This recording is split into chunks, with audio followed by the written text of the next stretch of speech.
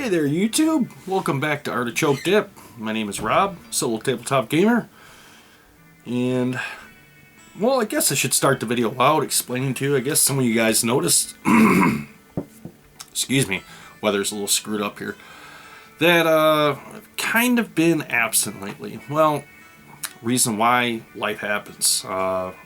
We've had some long extended hours at work, things have gotten really busy there. And of course, things got to be taken care of around the house and maintaining the vehicles, up here in the north. All those non-safety related things on vehicles that, at that time that if you don't have a garage that you can't get to in the winter, and even in the early spring months, has to wait till the weather breaks before you can get to them. So all that stuff piled up, that's where I'm at, with the vehicle maintenance end of things and, work and then life and then yeah that's pretty much about what's happened there. Can't complain though. I'm making making money, so can never complain about that.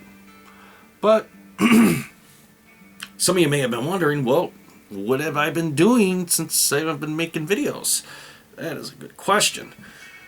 But before I get into this video, I have to get my little disclaimer out of the way, which is if you like the video, hit the like button. And if you haven't subscribed to my channel, please click the subscribe button. Click that little bell icon every time I upload a brand new video. You will hear about it. So, what if I could tell you, or what if I was to tell you, that there's a such game out there that will quench the thirst of miniature skirmish, solo RPG, and a board game? Do you think such a game exists? Sound too good to be true? Well, in fact, it does exist. And I'm glad I purchased this one. And this game is called Shadow of Brimstone. Now I'm going to talk to you about the things that I like about this game and talk to you about some of the pros and cons of it, because even though it can seem too good to be true, there are some things here that you're going to have to ask yourself the question as to whether this game is right for you or not. First thing right out of the gate, if you do not like building miniature models, having to paint all the little pieces, not only paint, assemble all the little pieces together and then paint them, this game is not for you. None of the miniatures come pre-assembled. Everything has to be assembled and based and painted. Now, me, I enjoy that. So, it was a double bang for my buck because, well, I was able to assemble everything and paint all my minis. And I think it did a pretty good job. I think they turned out really well. As a matter of fact, I'm going to show a couple off here to you so you can see what I'm talking about. I got my Bandito here. I think he turned out pretty well. And of course they call this a nightmare. It kind of is nightmarish looking, isn't it? And then, of course, I would have to look this guy's name up again, but he is the mammoth brute of the game. He is the big cheese encounter that you're going to face sooner or later. Very cool. Very cool. And, of course, you have the tentacles. And the stranglers, which are these dudes right here, which are pretty horrible looking, huh? And last but not least, the void spiders, which look innocent enough until you see the big mouthful of teeth on the bottom there. So, those are the miniatures. And of course, you get 3 other human miniatures to go with the game. You get a saloon girl, you get a bandito, you get a U.S. Marshal, and you get a gunslinger. And like I said, everything comes on sprue trees, gray sprue trees. You have to paint. I painted, then glued together and did a touch-up, which I highly recommend. Because some of these pieces are very small, as a matter of fact. How small are they? Like this guy right here, the rifle was separate, the hat was separate. You had to glue the hat on. I had to glue the arm on because the arm was not attached either. And then, of course, paint them and then base them. So, all in all, I think they turned out pretty good compared to the miniature profiles that they give you in the book. But enough about the painting, enough about the show and tell of look what I did. Let's get more into the game and talk about what a good game this actually is, how I actually enjoy it, and I'm going to break it up and explain the parts of the game that I like. I'm not going to go through the entire rule set of the game, particularly because I don't think really it would be that effective for this video. What I am going to go through though is I'm going to talk to you about, like I said, what I like about the game. So the first thing is, you may be wondering, the solo RPG aspect. And I got to dig a lot of, they give you a lot of tokens with this game. I mean, you get a large amount of tokens with the game. Now, the cool thing about this game system is when you look at your characters, and let me get some examples out here to show you guys.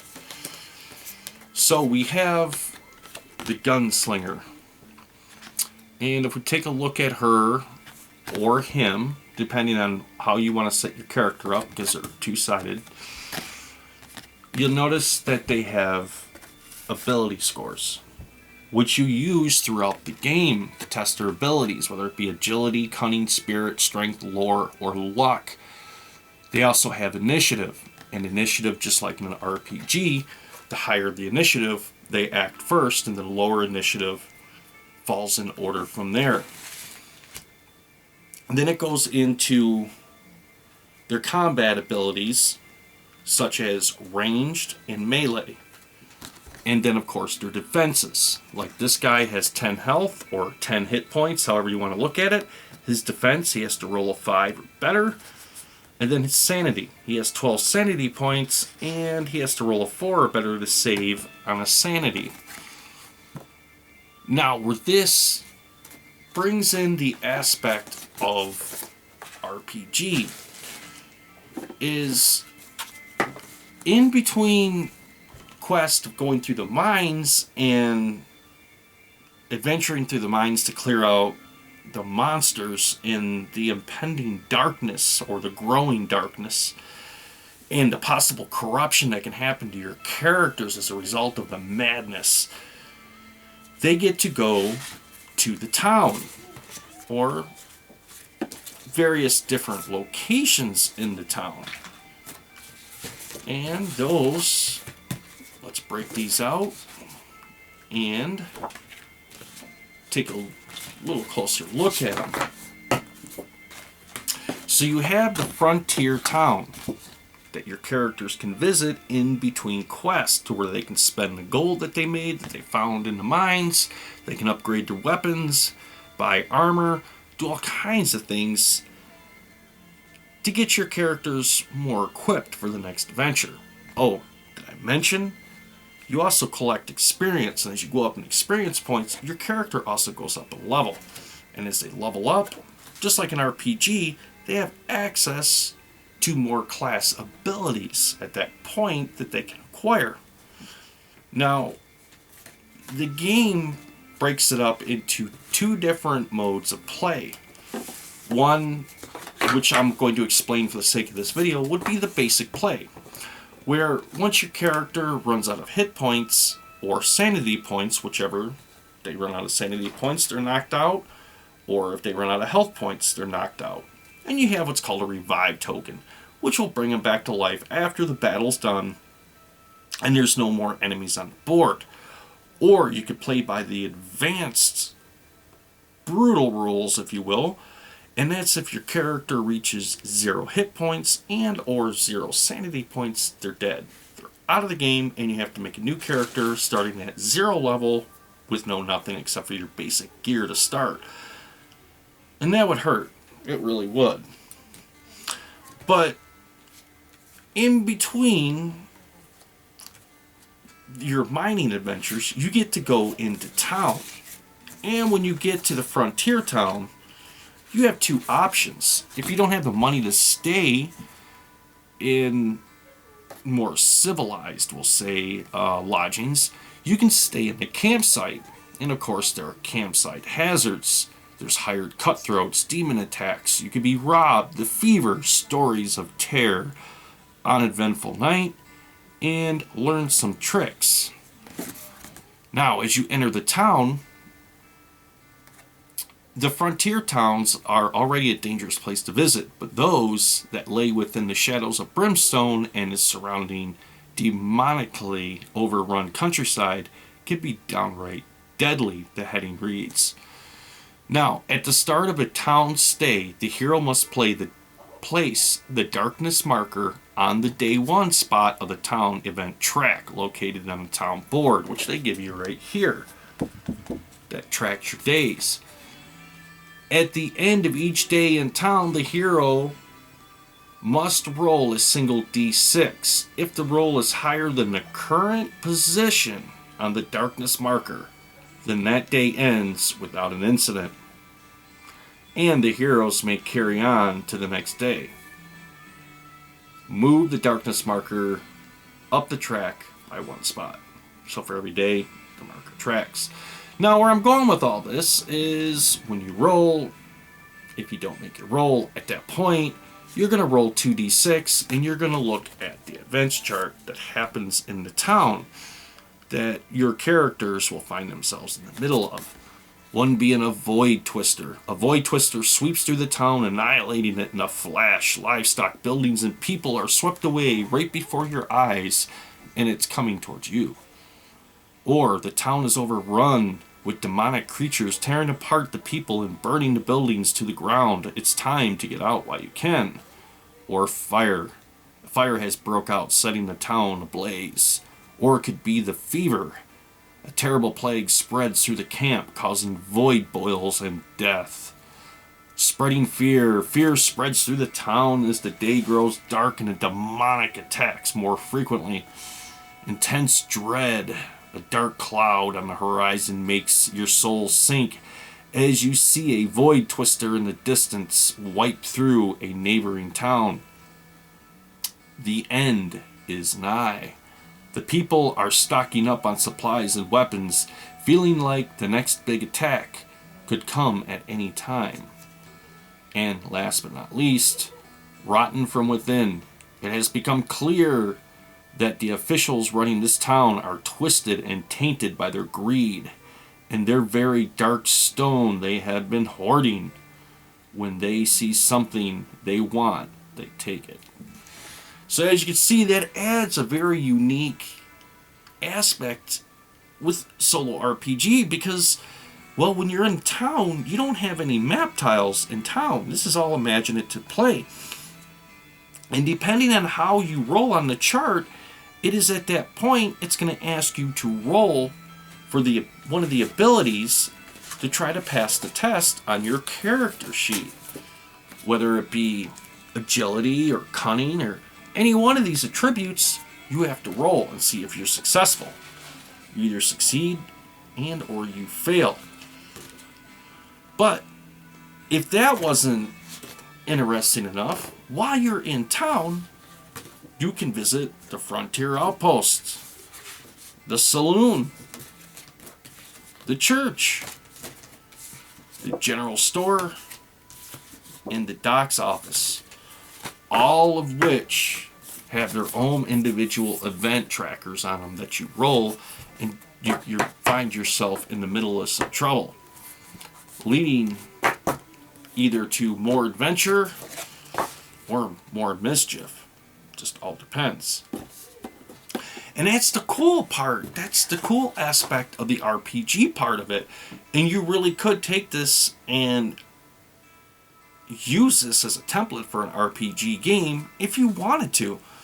And it just adds more into it. Now, that is interesting. I like that about this game. I like that subtle little mechanic that they put in there that really does bring an RPG feel to it. Now, aside of that, you get into, at that point, going through the mines. And let's talk a little bit about that and what I like about that.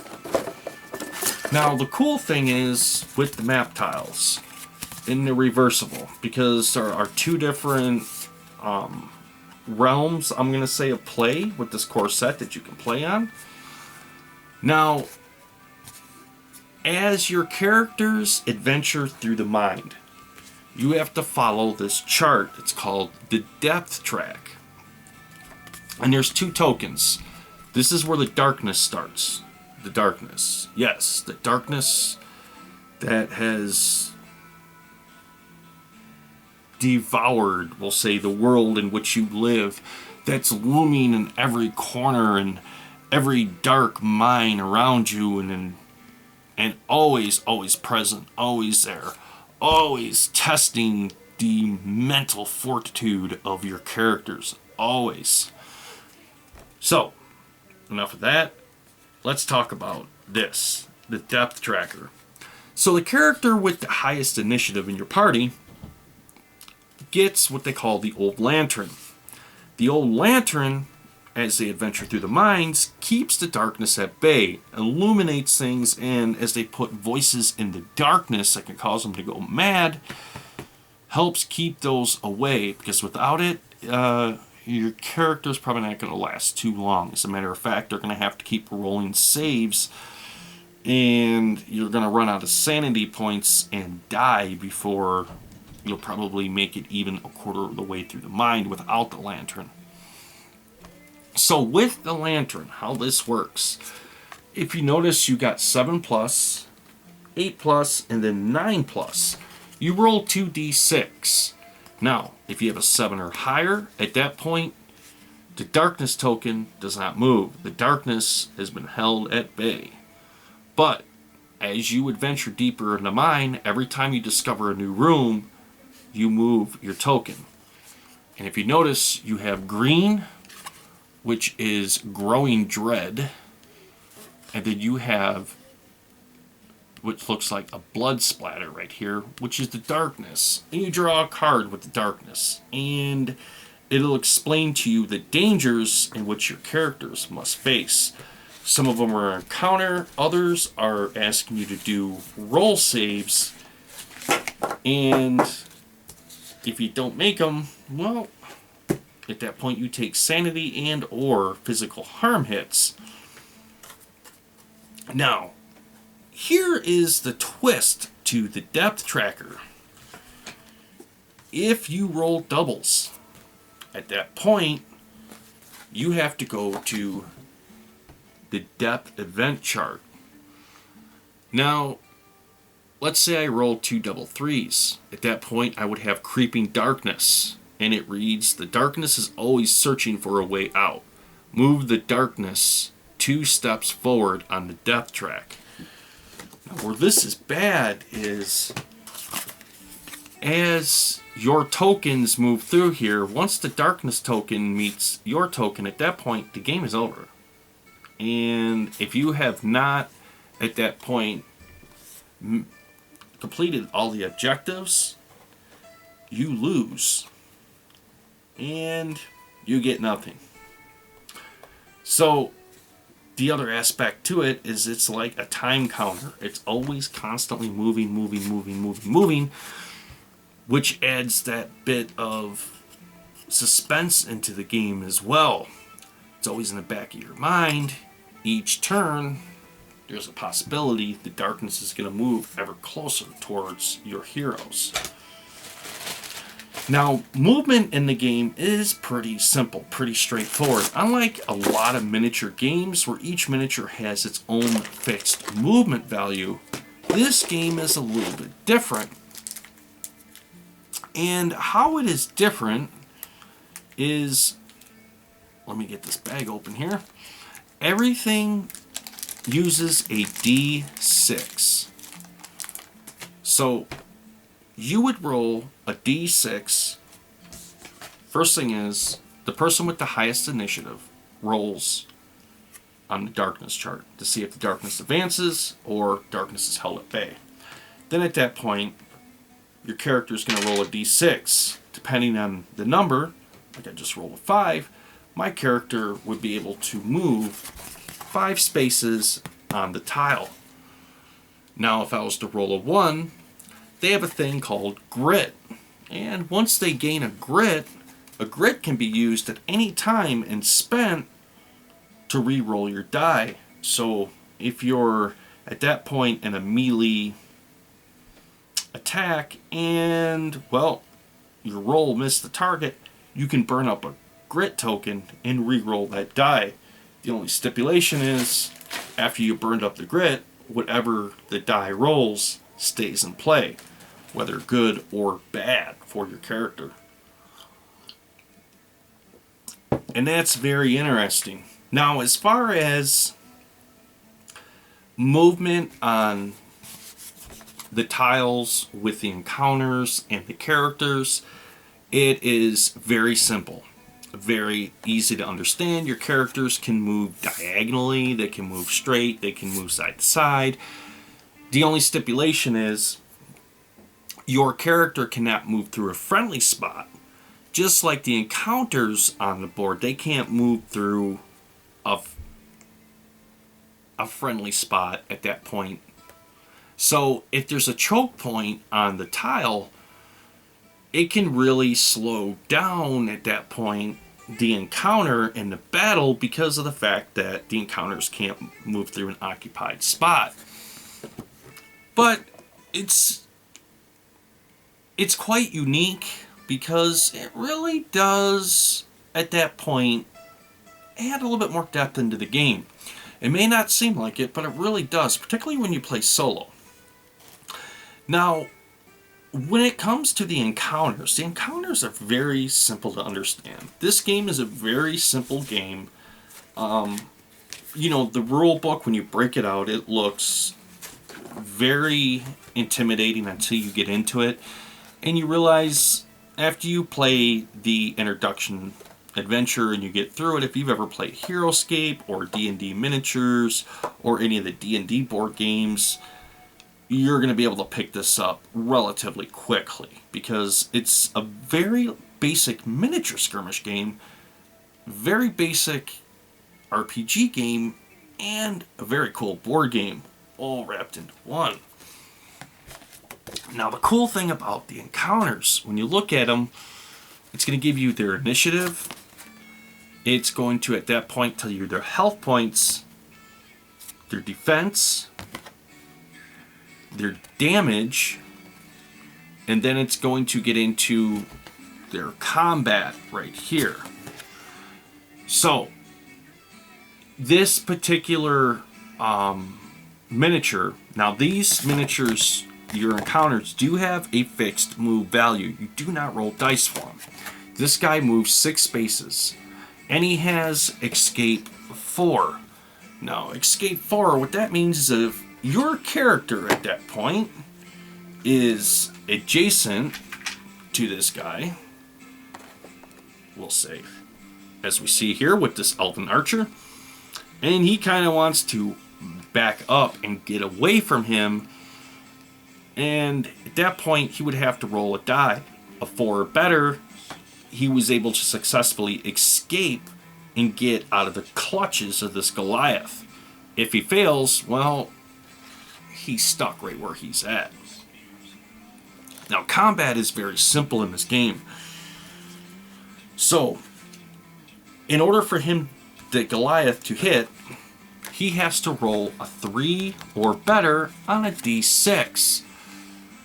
Now, at that point, he's going to get 3 attacks, and if you look at him, he's got the 2 tentacles, and he's got that nasty tentacly tongue thing. So I would roll my 3d6, and I rolled a 2, 3, and a 4. So he would have 2 successful attacks on him. Now at this point, depending on my character, and I'm going to use the gunslinger as an example, his health, he has a defense, if you see here, of 5.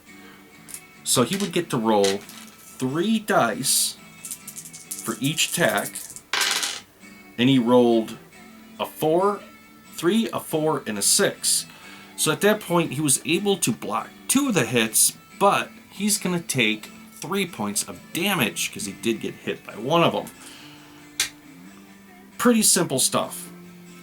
Now, the same goes for the characters. Same way. It tells you how many hits you get, tells you the range of the weapon, and you just roll a d6. Now, where the encounters are a little different is when you do damage. So, when your character does damage, at that point, right off the bat, the damage is subtracted from their defense.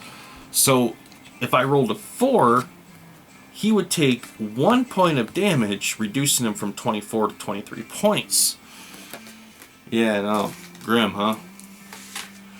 And that's the basics of combat. Now, if you notice, they also have initiative right here, where their initiative would fall in the order.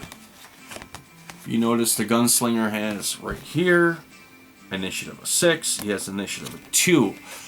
So as the melee rounds, or I should say the battle rounds start, everything goes in initiative order. Just like you'd be used to playing an RPG game, same way. It's really cool that they integrated that into this, where you get your skirmish battle. Now, the thing I love about the game is the randomness of it. And what I mean by that is, as you explore the mine, you have a map deck. You draw the card, and you look at it, and you match it up to the tile. Now, it's going to have a green arrow showing you where this tile connects to an existing tile, and then you notice we would have these 3 open areas. It would be at that point you would have to draw an exploration token. Now, this particular token right here shows that there's an encounter, so I would draw an encounter card and follow the direction it would give me. But if you notice right here, it's showing there's only 1 door. I will go back to the map card that I drew, and it's going to show me 1, 2, 3, 4, 5, 6. I would roll 2d6.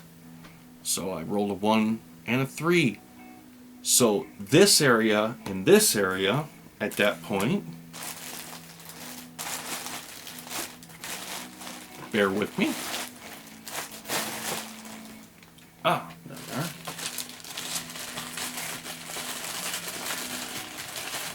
There are a lot of pieces with this game. I guess I should have told you that too. So it would be at that point, you would take these caps that they give you for the map, lining them up here, like so. Then at that point, these areas would be dead ends, only leaving 1 area according to the exploration token out to continue on with the map and build it. So you can see, you could go through the scenario booklet and play the same scenario over and over again, but every time the map is going to be completely different. It's going to be completely randomized and changed, which is really cool. So essentially, even though they give you quite a few scenarios to play in this game, the maps are always going to constantly change, and at that point, add more suspense, I'm going to say, into the game, because, well, let's face it, as you move through and you're scavenging and you're searching, you're going to run into encounters. Now, how they, at that point, which I thought was a really cool idea with this game, how they decide encounters, the number of encounters. And this is where it's really cool for solo play. Now, when you draw an encounter card, sometimes you're not facing one. It could be multiple encounters. You could face, we'll say, tentacles and void spiders, or void spiders and stranglers. Now, at that point, they give you this unique six-sided die that has two threes, two fours, 1 5, and 1 6. You roll the die. So let's say that card I drew had void spiders and stranglers. So the first thing I would roll would be 5 void spiders, followed by 4 stranglers. Boom, right there on the map. And at that point, battle would begin and would be dealt out. That's the really cool aspect of the miniature skirmish end of this, because you get the map expands, you get encounters, and I have played this several times, and the cool thing about it is I can set it up, I can come home from work, I can play an hour, and then come back the next evening and play another hour and pick right up, and the map will just keep expanding. But I have found that the characters will get beat down. They will get to that point to where it's like at the brink of death, where you think all is lost, and then you roll the critical hit and you're like, yes, and you wipe them encounters off the board, and you move on deeper into the mine shaft. It's a very cool game, very unique, and it does quench the thirst of role-playing and skirmish. And it's also a board game. Now, of course, you do get quite a few cards in here that represent a lot. As a matter of fact, when you look at the game setup, they have several piles of cards. Now, as I've stated in my other videos, I'm not a big fan of cards, and I really don't like card games. I don't like them, never liked them. But I have to admit, the way that they integrate the cards into this system is very cool. As a matter of fact, you spend more time at that point exploring the map and adding onto the map and fighting encounters in other areas of darkness on the map than you do really dealing with the cards. With the cards, you really deal with the map deck.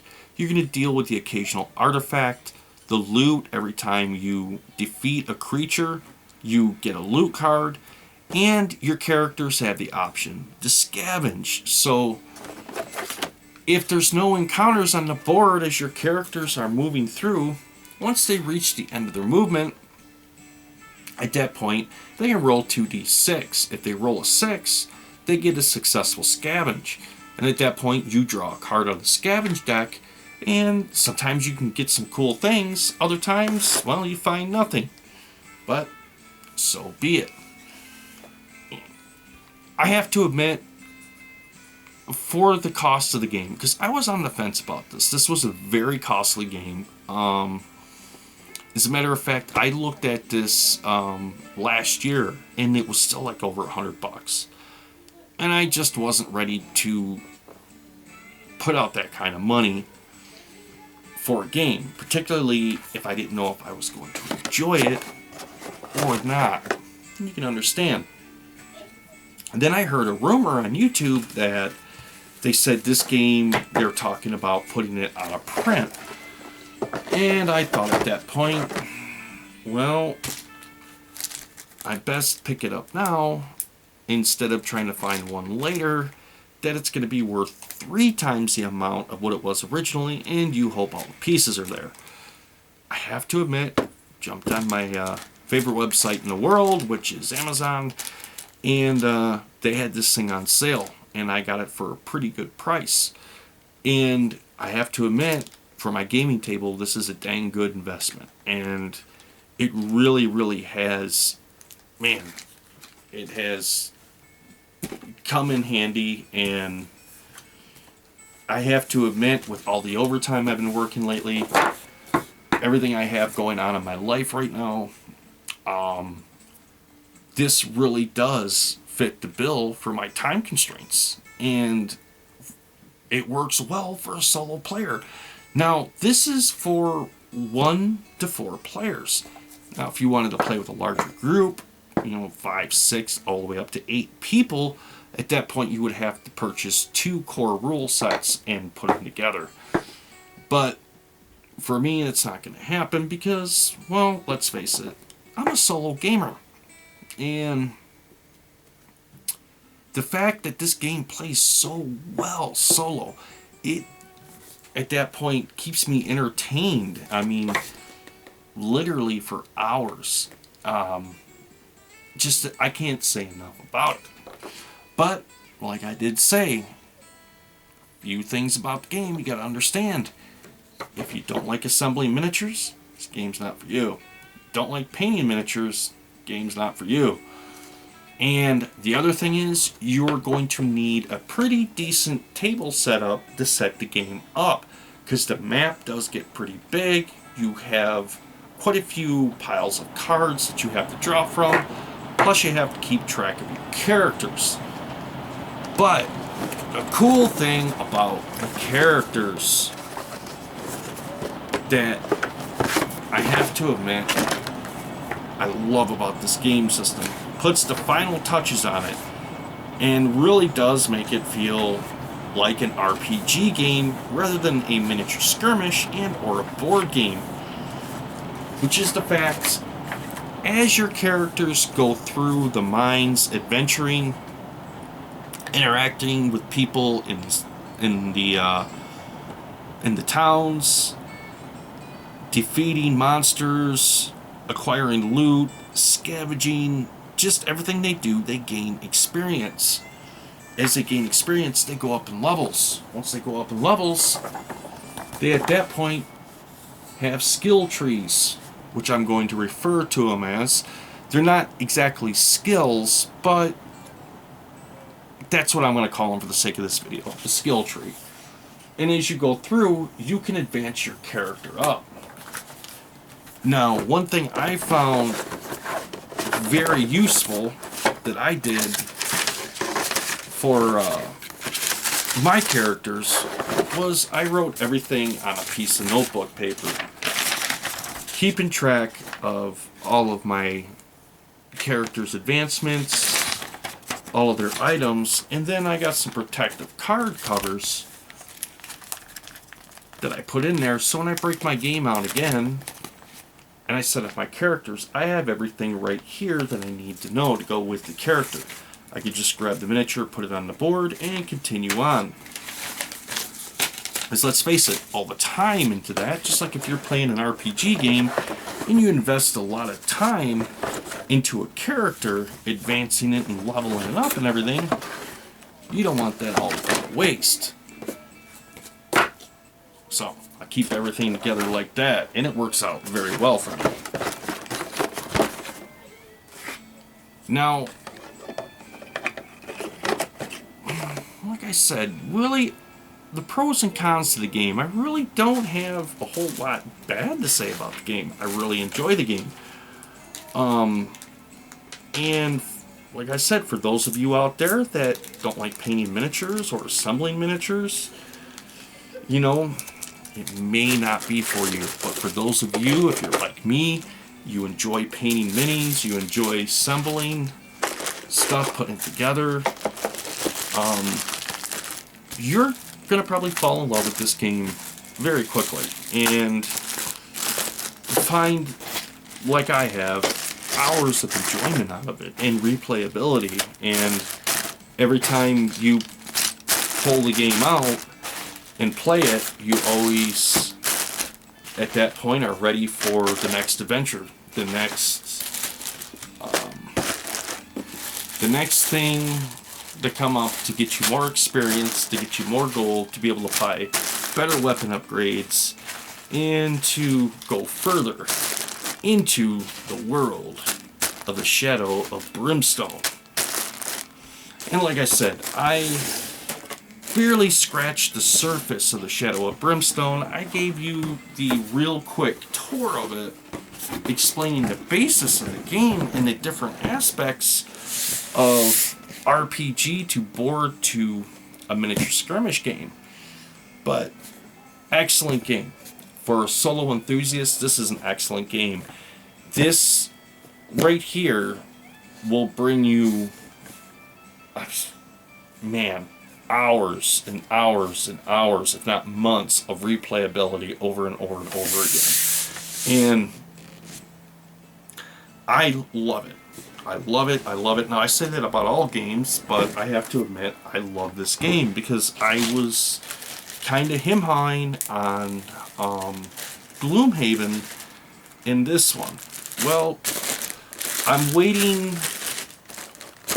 just waiting on Gloomhaven. It's still a little pricey for me right now. So I'm going to wait till that comes down a little bit more in price before I purchase Gloomhaven. So this one, as of right now, fell within my, I guess we shall say, comfort zone of what I was willing to spend.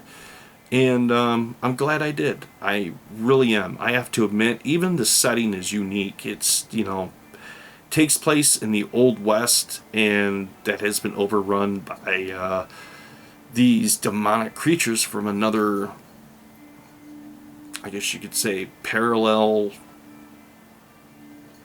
universe, I guess, if you wanted to look at it that way. It's just very, very, very cool game. I really enjoy it. I can't say enough about it. And the scope of this video isn't for me to review it, because that's not what I'm doing. I'm just explaining to you what I like about it, what I personally like about the game, and the great replayability of it. Excuse me. Dropped a piece. And how much I really do love that game. Man. I need to take a swig of coffee after all that. Secret to life. Proper caffeination. Now I want to talk about one other thing. Something else that I've been toying around with, and I wanted to tell you guys about, because I think for a lot of you solo RPG enthusiasts out there, you would find this quite interesting.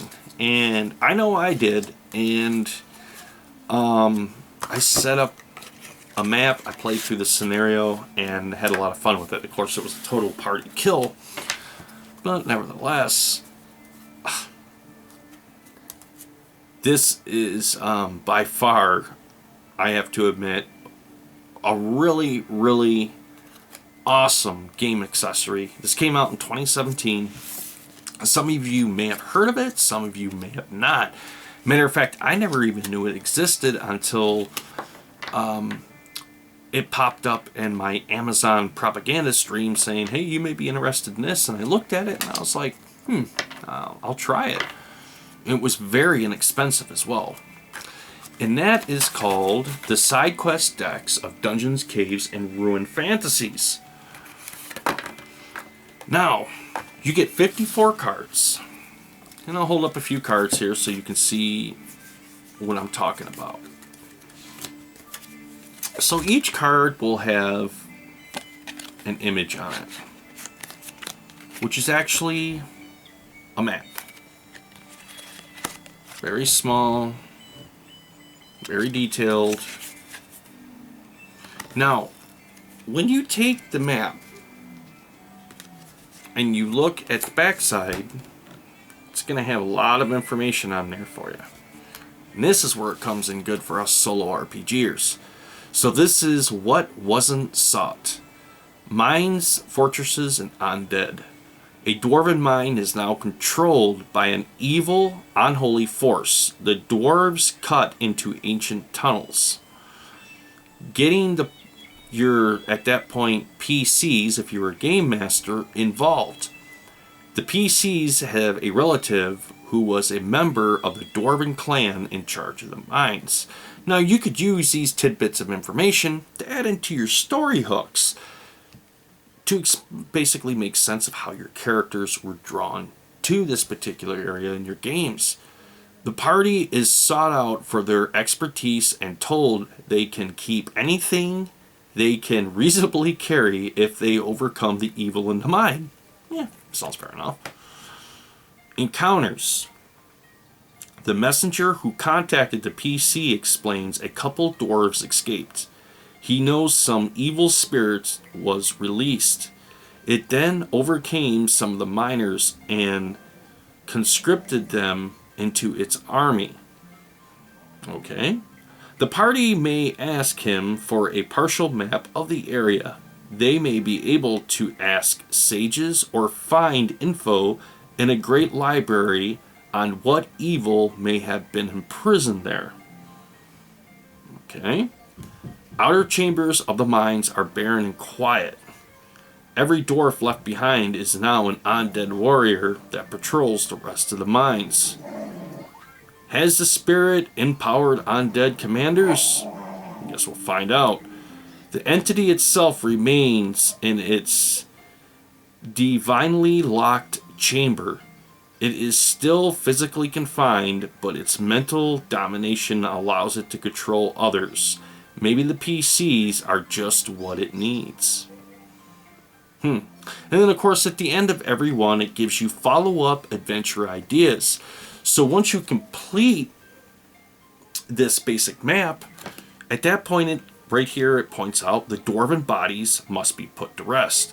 So even though you think it's done, you could add to another adventure tour. You have to take these dwarven bodies and bury them maybe in a particular cemetery to, at that point, release their spirits from this evil entity that has entrapped their spirits and slash souls.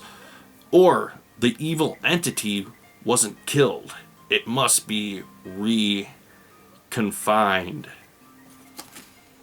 Very interesting. But anyways, where I'm going with all of this is you get 54 of these cards.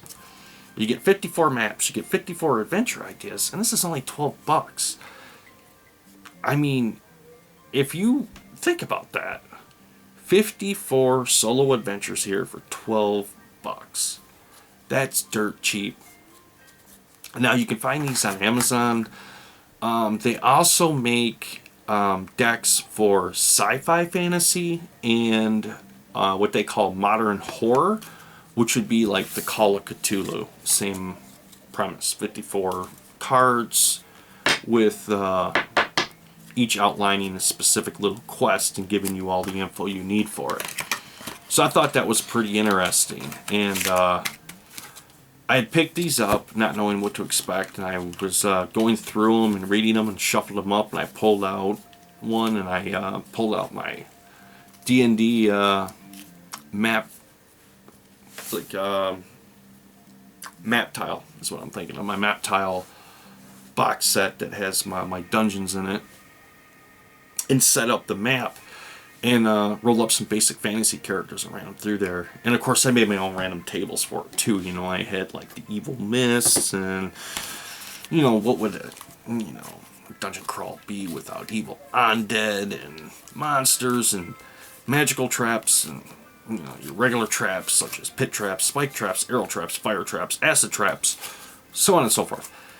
And well, man, they made it to like the third room and total party kill. It was over. It was fun. So I tried it again. And that time I made it to the fourth room. And total party kill. So then it was at that point I decided, I'm going to try Palladium Fantasy now and run some of those characters through. So I rolled up some characters and ran them through. And one made it out of the 4. And then I was like, hey, let's try Ruin Quest. But I decided to put that aside because I just had too much going on this weekend. So the holiday weekend, I think I'm going to get into that and maybe try it again. Or maybe not. I guess we'll see how it goes. But anyways, I hope you enjoyed the video, my friends. As always, thanks for tuning in, guys. Thanks, you know, every time you guys leave me great comments. like my videos. It helps support me and it makes me want to make more videos. And I thank you guys so much from the bottom of my heart. Thank you for subscribing. Thank you for supporting me, giving me great ideas, giving me, let me know about some of the games you guys enjoy and your suggestions. I really do appreciate them a lot. I really, really, really do. And I'm hoping as the year progresses and moves on, and the craziness and all the overtime starts to slow down a little bit, I'm going to have more videos coming out. So you can always look forward to that in the future. So with that being said, if you liked my video, please click the like button. And if you have not subscribed, please click the subscribe button. Click the little bell icon. Every time I upload a new video, you're going to be notified about it. Alright, my friends. Game on. This is Artichoke Dip. Out.